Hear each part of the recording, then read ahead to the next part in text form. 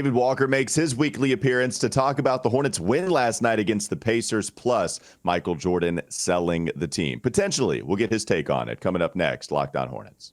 You're Locked On Hornets, part of the Locked On Podcast Network. Your team every day. In a minute, cuz we live.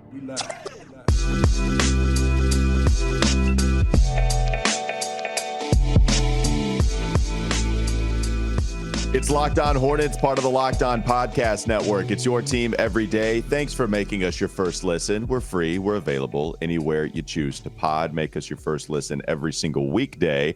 I'm Walker Mail. You can catch me on WFNZ from 12 to 3. Doug Branson has his Substack. You can catch me outside. Every Hornets Boxscore.com. I do remember that. Yes, you look exactly like her, Doug. It's uncanny. And there is David Walker, the Raja of Restock. That one too. I forget what one you had last week, but the Raja of Restock is also strong. David Walker. The God of Gotham. That's right. Yeah, I got to start writing these down. These are excellent. I'm running out. I'm gonna be honest. Next week's might have to be redo. The shoe guy. Yeah, David Walker, the shoe guy. That's who's joining us. He makes his weekly appearance. He also is going to be talking about what is, I imagine, a pretty tough subject to talk about for him with Michael Jordan, him being a diehard fan of MJ and also a diehard fan of the Charlotte Hornets. So speaking about Michael Jordan's tenure as owner of the Charlotte Hornets, it might be difficult if he is going to be fair to the heir that is MJ. When the news comes out, David, this is what we talked about a little bit. The feelings. We were venting. We were trying to discuss the feelings of fans watching this report come out from Woj just last week. When you saw Woj, who had the report that Michael could be selling majority stake in the team to Gabe Plotkin and Rich Schnaub, as we've called him, instead of Rich Schnall. Rick Schnaub. To those guys, what were your feelings as soon as you saw the report? Yeah, just right off the bat, I mean, disappointment from a aspect of being an MJ guy and an MJ fan, because I always enjoyed having him be part of the organization, having him be part of the city of Charlotte, him being a major player kind of from that aspect of it. I think you guys touched on it. It kind of felt like this was building, for a while, since we heard those rumors from various corners of the internet or wherever, that this would maybe be an eventuality.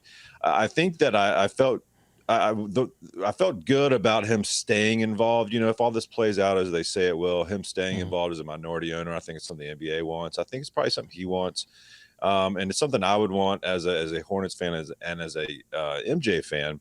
I will agree with Doug and some of the other takes out there that, look, it may be best for all to have a different track, have a different leadership in charge of making some of those decisions. And actually, Stephen A. Smith commented on this, and I think it made a lot of sense.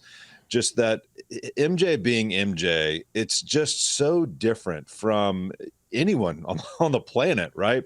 And I think he's so protective of the people that surround him, that he puts around him, that trust is paramount above anything else, right? Above the what goes well for the Hornets, even above what goes well for him. And I think that trust has sometimes hindered the Hornets and the franchise from taking a step forward. And he doesn't want to lose, obviously. He wants to be successful, and perhaps taking a step back, perhaps being a minority owner will allow that to be the case and will be good for everyone. So, I mean, I think that's a big piece that I didn't at first realize. It's just that, he's so tight held, right? And the people around him, whether it's Kupchak or whether it's his brother or whether it's, I don't think he has a huge circle. Buzz. Yeah, his roommate, like he brings those people in, and it may be best for all to widen that circle, take his hands off the wheel a little bit and move forward from that perspective. But, I always wanted to be involved. So at first I was like, man, I don't want him to sell. Do I need to go buy all of the Jordan apparel in the team store right now? I don't need to, I don't think. I'm not sure. Last night. Yeah, I'm not sure he's been that involved for a while, though. I mean, that's the problem, right? It's not as if he's been like super hands-on with the organization for several years now, and then all of a sudden, Papa's leaving. That's not what it feels like. This feels like somebody who's been checked out for a little while, has some other priorities, including a race team. Like he bought a racing team. He's more successful. He might that team's wins. That team's doing well, and they keep like running these weird promotional nights with the Hornets. Like it's like bringing your like more successful brother in and being like, look at this guy, he's great, right?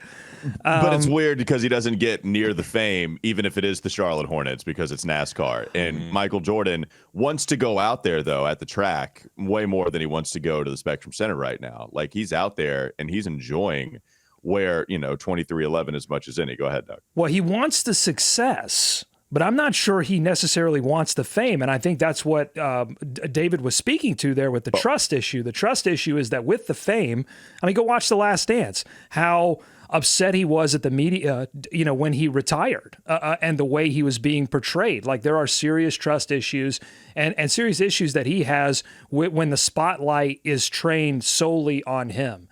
And so, ultimately, I think we've talked about some of the positives that have come from having a unique owner situation, and that it's not only a former player, but it's the greatest former player and maybe greatest player ever. Okay. And there's some good things. There's, he hasn't necessarily been able to attract like super top talent with his name alone. But when players get here, they really appreciate the relationship that they can forge with Michael and lean on him a little bit. So there are some unique advantages there.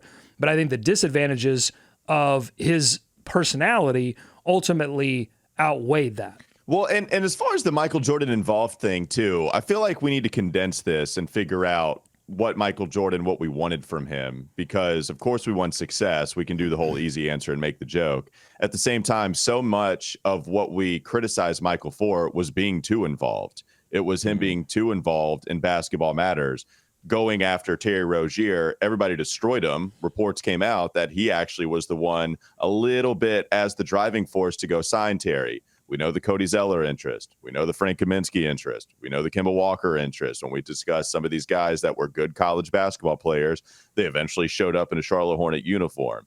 And then he started to check out where there was absolutely authority. Mitch Kupchak had way more than what even Rich Cho had during his tenure. And it was because of that trust. Mitch Kupchak probably fit the best when it comes to ratio of trust to actual basketball prowess. And that's why I never minded Mitch Kupchak being the guy once he was named that higher. So now that Michael isn't as involved, all of this to me, every single basketball selection with Michael Jordan's input to some degree, right? But Mitch Kupchak has been the guy making the decisions for a little bit. And so the power, the spending of the money, Michael. That's what we wanted. We wanted more money spent. Here's the thing. So that's what you want from an owner is you want, hey, give me your money and go over here and let the basketball people make the basketball stuff. It's totally unfair. And I'll give you a great analogy. Anyone that grew up with siblings, I think, had this experience in some way. For me, it was video game systems.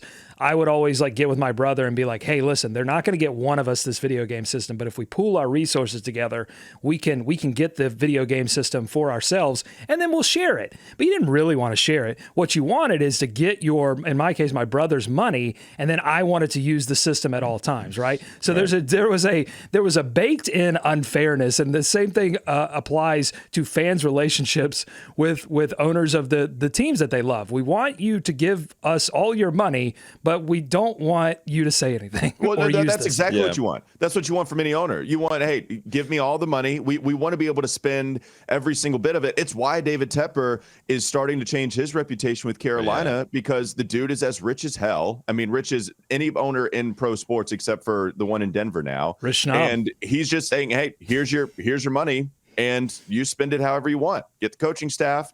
We'll go after the big players as much as possible. With you have cap rules there. Money, please. But yeah. And I think ultimately that will be the big swing and the miss for MJ, or maybe where he didn't deliver as much as folks would have liked. It's the big money spending on staff, right? That's what you can control as an owner. Can't always control who you draft. Can't always control who you add. And a perfect trust, example is bringing Clifford back in. I totally think that was an easy move for them to make because they have familiarity with each other. It made sense. They were a little bit in a rush. Things didn't work out.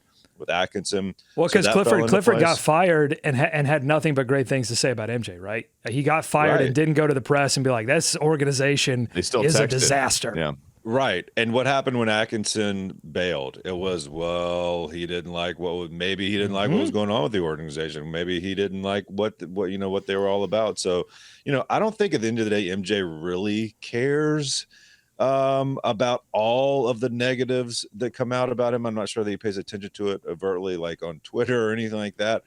But I do think that he wanted to succeed. He still wants to succeed. And I think that level of inability to directly affect it. I mean, when he was a player, that was his whole thing. He could just wear you down, try harder than anyone else, never, give up, and that's how he brought everyone up with him, whether you liked it or not. And a lot of people did not like it.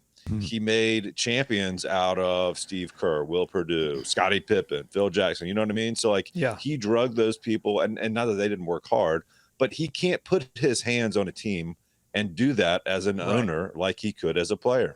Well, so David, you and I are parents. Walker's not going to completely understand this yet, but we all have those moments. Even and my kid is still a baby, so I get to blame everything on her. She's still a baby, but still, I've had these moments even early on in this experience where I go, "Oh yeah, that's what my dad did, or that's what my mom did." Right. And so we all sort of become our parents in the best ways and sometimes the worst ways.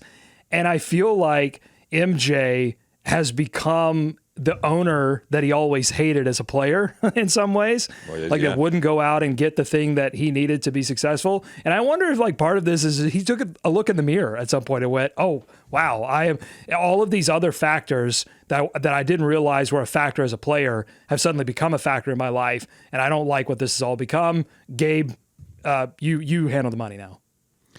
Yeah. Well, yeah, no, I don't understand any of that. Thank you. But when we're talking about Michael just caring about the negative stuff, he does, to go and tie this all back together about how important trust is. He does really care about the opinions of the people that he trusts. Yeah. And I go to the Charles Barkley disconnect now, where he criticizes Michael as an owner, and they haven't spoken for years. And Charles has told that story over and over again. But he did criticize what he's done as an owner, and now they're just not on speaking. Yeah. terms. And to be fair, when the Hornets were rolling and they got back into the playoffs with Larry Brown, I mean, I remember, Charles and those guys being like, "Hey, they turned around, did a good job." So that's just Charles. And we know, he's going to be upfront and honest with it. But, I think, MJ was going to get criticized whenever this team did not win, which is a lot more than they won. In the beginning, he got criticized for being on the court too much, for being too involved down there on the bench, perhaps intimidating the refs or intimidating his own players. And then he gets criticized for maybe not being there enough. So there was always going to be a balance there where if the team wasn't winning and they weren't in the playoffs and challenging for things, there was going to be some criticism, as and that's just sports. That's just how it is. If the winning's not coming, everyone's going to be pointing the finger, and a lot of time it goes right to the top. So I think the days are long gone when he could go down and practice with the team, Doug, as you were remembering last week, from a physical standpoint, but even maybe from a being involved standpoint, to your point, it's just that desire has perhaps faded over time. And guys, he has tried. I mean, Rich Cho was not a Michael Jordan inner circle guy. I think he's tried to do things different ways. He's paid players, the wrong players, perhaps at times, but he has stroked some checks, and so I think he's tried to do it a couple of different ways and just has had trouble figuring out the best way to impact it from the owner's seat. Yeah, let's talk a little bit more. I want to continue this, and then we can move on. Coming up next on Locked On Hornets. Don't go to sleep on the Hornets just yet. We'll give some finishing thoughts on Michael Jordan and the reports that are out that he could sell a majority stake in the team. And then we'll move on to some of the players that we've been watching in the NCAA tournament. This episode is brought to you by FanDuel. The NBA season is almost over, but you can still get in, and new customers will get a no-sweat first bet up to $1,000. That's bonus bets, and that's bonus bets back if your bet does not win. Just download the FanDuel Sportsbook app. It's safe, it's secure, it's super easy to use. And then you can bet on everything from the money line to point scores and threes drained. Plus, FanDuel even lets you combine your bets for a chance at a bigger payout for the same game parlay. So don't miss the chance to get your no sweat first bet up to $1,000 in bonus bets when you go to FanDuel.com/lockedon. That's FanDuel.com/lockedon to learn more. Make every moment more with FanDuel, an official sports betting partner of the NBA. Couple more segments to go. Locked On Hornets. This is Locked On Hornets. To start this off, we all know about LeBron and how he built a school and it got a lot of fanfare.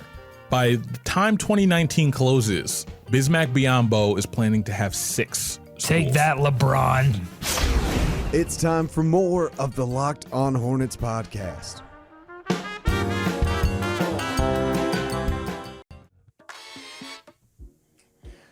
David Walker making his weekly appearance. We appreciate it. Still talking about the Michael Jordan possibility of him selling a majority stake in the team. And just kind of, wrapping the Michael Jordan conversation up. I know you were discussing how he had spent money, but it wasn't necessarily on the staff. And it'll be interesting to see as he hands the reins over to what the power structure is going to be. Is there, Mitch Kupchak, I would have to imagine he's gone, because we thought Mitch Kupchak was going to be gone even last year. Remember, there was a report from Jake Fisher. We went fishing, and Jake told us that Mitch Kupchak might be gone. Do you want to do it real quickly? Do you want to throw your line in the water? Yeah, we got a big one. Yeah, we did. We had one with Mitch Kupchak possibly leaving, and so you think he's gone. But then even Buzz Peterson, who every time you hear a big decision made within that organization, Buzz is always mentioned after, and even before Mitch. Sometimes it's hilarious. There's been a couple of times where Buzz is the guy that is mentioned first. And even Fred Whitfield, who has been with that team for a while, Michael Jordan's friend for a long time, authority figure there. So we'll see what Gabe Plotkin, what Rich Schnaub decide to do. I can't call him anything else. It's going to be Rich Schnaub. All right. Do you want to go to some of the tourney prospects in this tournament, Doug? The NBA draft prospects, I should say. I'd love to. There haven't the players that are in line to be sort of the 3 through 7 or 8 pick that the Hornets could fall to. They haven't really played very well. I mean, Brandon Miller didn't have a stellar game in either of his games. He had 0 points against the 16 seed. That's 0. wild. A goose egg, which is crazy. Yeah. And I think Nick Smith Jr. Had single-digit minutes or maybe in the teens in that second game, in that upset. So that's wild to me, too.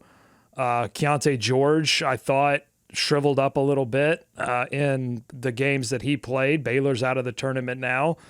So I don't know. My wish is coming true so far that no one is going to really stand out in this tournament and trick this organization into thinking that, that means that they're going to be an automatic star. Well, Timmy's still playing, right? He's 26 years old at Gonzaga. And so, I mean, that seems like, he's coming back. Believe it or not, he has another year of eligibility. COVID year.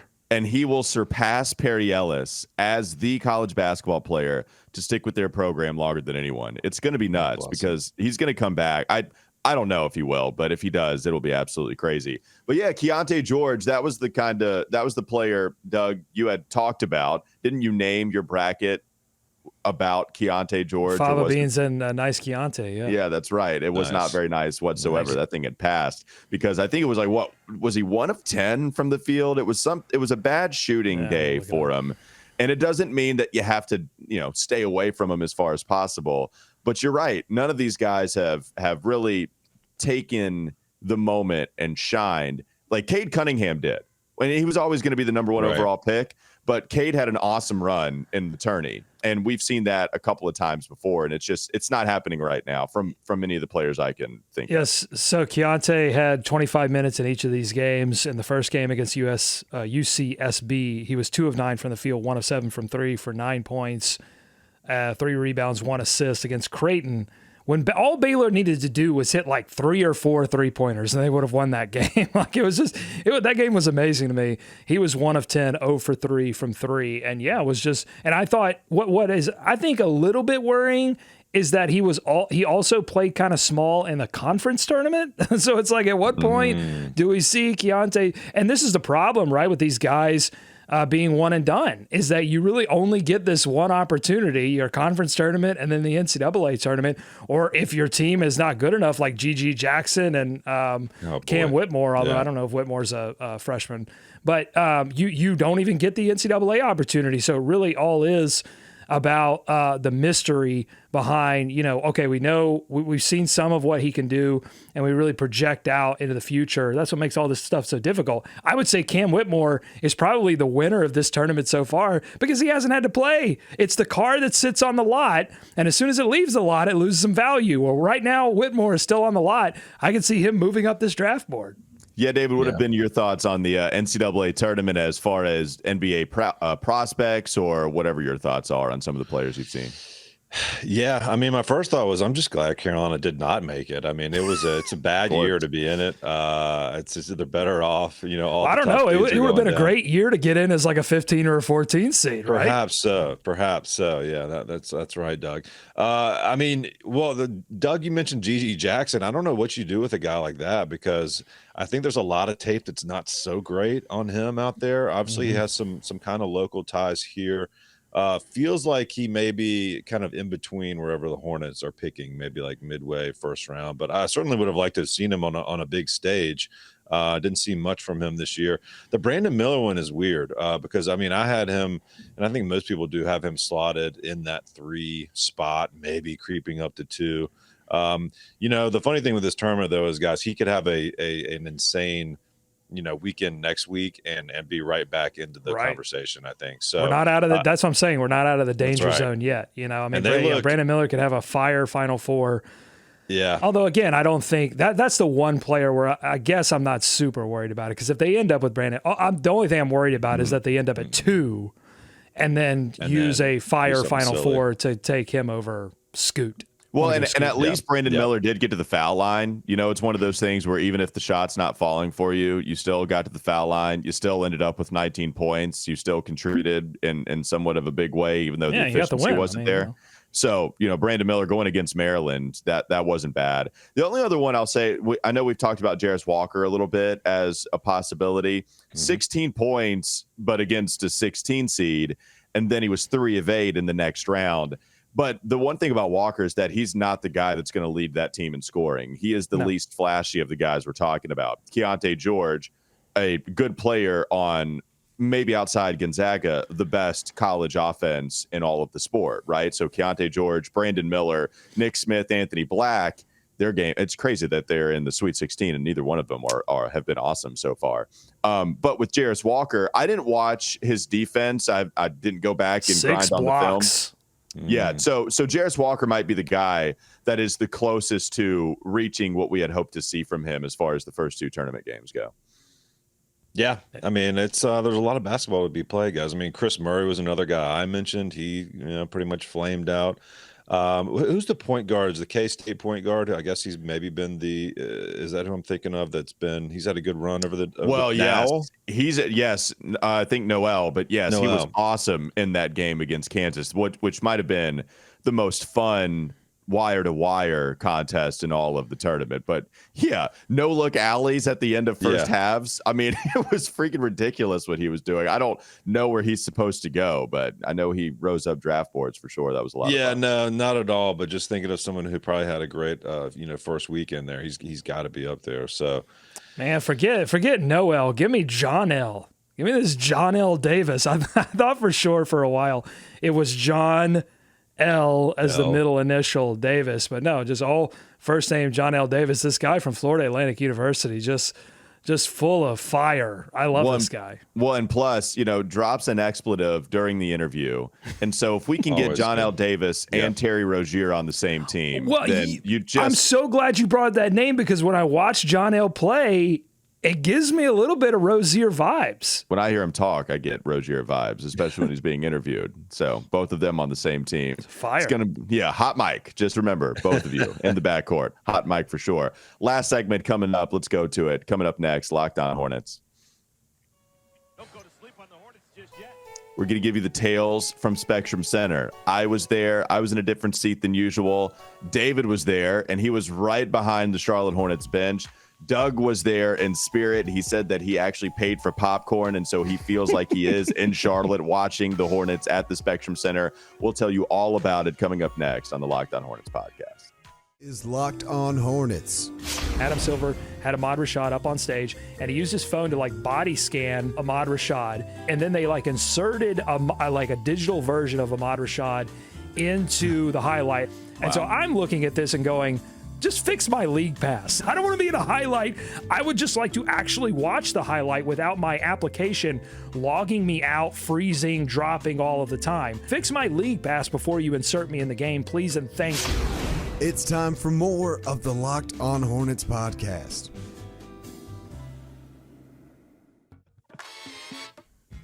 All right, Tales from Spectrum Center. We got to go to David first. The guy was right there. He was behind the Charlotte Hornets bench. And it's on TV. I could see him. It was like you and I were hanging out. So you sent a picture in the group chat, and you were right there. I was like, okay, David, it's like that. Fantastic. And I will say, just to go with some of the tales, sparse crowd last night, man. I mean, walking up, little light for a Monday. It's a perfect storm. Okay, I get it's Monday.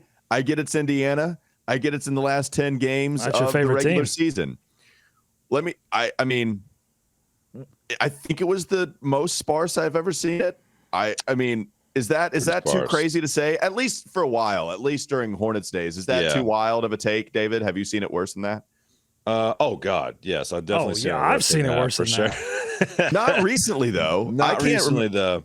No, since LaMelo, probably not. But I mean, the upper parts were very sparse. You know, there were not a lot of people up top, and no, it was pretty light, even where we were. And shout out to our guy, friend of the show, The Plug. You know who you are. Thank you very much. Was kind enough to offer up some tickets to me. I took my oldest, my 10-year-old. Best night of his life. That's a direct quote. Best night of his life. Oh, that's a big moment. Also a direct quote. I don't even care about the fourth pick or whatever now. I want to win this game. So he was brought back into the fold by the end of the third quarter. Also direct quote. What did Clifford just call that referee? Exactly. He's like, what's wrong with that man up there? But yeah, man, I mean, a little bit to be expected, you know, Monday night, but no other basketball on, you know, the tourney's over. You thought maybe some people would have had the basketball Jones going, but that's all right. We got a good game, Walker. I mean, down 22-21 early. It wasn't looking great. No, it looked like it was going to be awful. It looked like it was going to be really bad. They fouled Miles Turner a million times. All he did was just kept cutting across the face of Nick Richards every single possession, and then he'd get fouled, and then he made 9 of his free throw attempts, all 9 of them, and 15 points in the first quarter. But Hornets battle. I thought Miles Turner was going to have at least 50. I thought so too. And if he disappeared, I don't think he didn't. I felt like he didn't play in a lot of the second half. But well, I wonder too if Rick Carlisle. I wonder if he wait, hold on. Pause. What? Rick Carlisle? You kind of went. Why did the emphasis go on the end of Carlisle's name? Rick Carlisle. Rick Carlisle. It's Rick Carlisle. You said Rick Carlisle? What? Is it his name a question? I question why I do this pod with you. I do question that. With Rick Carlisle, when he was over there on the sideline, I felt like he was trying to ease it up a little bit. Like it seemed like not necessarily. It did feel like he thought he had it in the bag, and then he decided to, he's like, all right, well, we just won't play Miles Turner. That's a big accusation because they are in the hunt for a play-in spot. So like that was a legit game for them. Well, and I'm not sure about the rotation patterns, but it just was a long time for Miles Turner, and then maybe the Pacers thought they had it in the bag, and then the Hornets just kept chipping away. And they were down a couple people too, or a few guys, as are the Hornets. But man, when you get up close, I love sitting behind the bench there. I love seeing Clifford. You mentioned those early fouls in that first quarter. I didn't know if he was going to make it through the first quarter. Like every time the next person got 2 fouls, it was just crushing to him. And like, I love having Clifford on the sidelines. It's so awesome. He wears his basketball heart on his sleeve. He just wants guys to make the right play. It's that freaking hard, guys, just to make the right basketball play. Give this man, let him breathe. You know what I'm saying? Let him breathe. He needs a rest. I mean, that first quarter was a Clifford nightmare because of the just sheer number of fouls that were being committed. I think, to me, the foul that probably sent him over the edge was the Nick Richards fouling behind the half-court line, the trying to reach in foul. Like, that's just when you're already in the bonus. That was just automatic free throws. Nick Richards, by the way, we didn't talk a lot about him in our recap episode because I think the big stories were Kelly Oubre scoring 28. The guards, I think, did help them get back into this game. But I thought Nick Richards, you mentioned that sort of nightmare first quarter he had defensively, but I thought he really did. He was one of the players that really did pick it up a little bit more in the second half. He did. Ended up with a double-double and was – when he finally just settled down and got a little bit more organized, started talking on defense, and then on offense really focused on cleaning up the glass, that's when things started to go well for Richards. It did. When he had a career high in rebounds, too, in this game. I think 17 is what he finished with, and that was a career high for him, so absolutely turned it up. Which is no small feat. I mean, even the Pacers down a few guys, they still have some long guys in there they throw even behind Miles Turner, right? So they hit the glass pretty hard. Even a guy like Mathurin, who is just kind of a specimen out there. By the way, Mathurin, get out of here, Matt. Do you see him try to really take out Gordon Hayward at the end of that game? Like, get out of here, man. Gordon Hayward, I'm sure Gordon Hayward, like, his life flashed before his eyes. So there was a steal, got Gordon out on the break.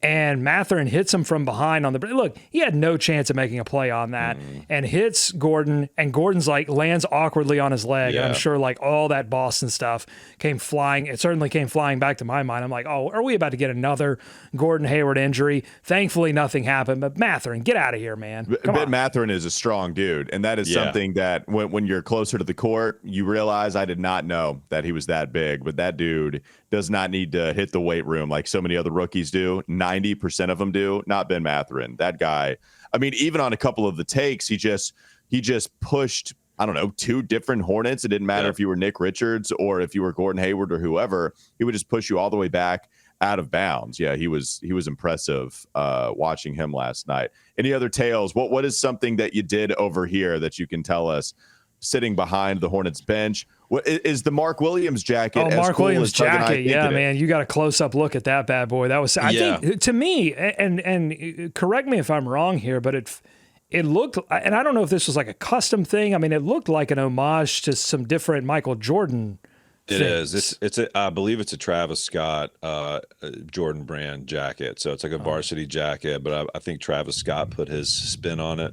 And so it's got a lot of the Jumpman. It's got several other patches and stuff. It does look good. I mean, and Mark Williams, wears it well. So I'll see next time I'm down there. I'll see if maybe we can get a couple jackets floated our way. No, the most Clifford-esque thing, and when my heart just went out to him the most, it wasn't anything I heard, but I could read his lips, and it went something to the effect of cheese and freaking rice. Okay. and just say, look towards the heavens. And it was during those fouls, or it was during, something that did not go right. But, he's just a treasure on those sidelines. And if this is the last 8-9 games we have with that man, I don't think it is. Salute. I don't think it is. Right. I don't think it is. I think we've got some more Clifford time, because I really would be shocked, going back to our conversation in the first segment, I would be shocked if any kind of deal materializes and closes, like actually finalizes, before next season. Okay, so this is the angle I wanted to kind of discuss with you guys, and I've seen it floated out there on Twitter. When teams have changed hands and a sale is imminent and a potential number 1 draft pick is in play, oh boy, it seems to sometimes work out. It works out. Conspiracies. So let's just keep an eye on that timing, Doug. Let's keep an eye on that draft lottery date. That would be moving pretty fast, though. Oh, the plotkin thickens. There you go, and we will end on that. That'll do it for Locked On Hornets. Real quickly, though, before we end it, I did want to share a moment with you, David.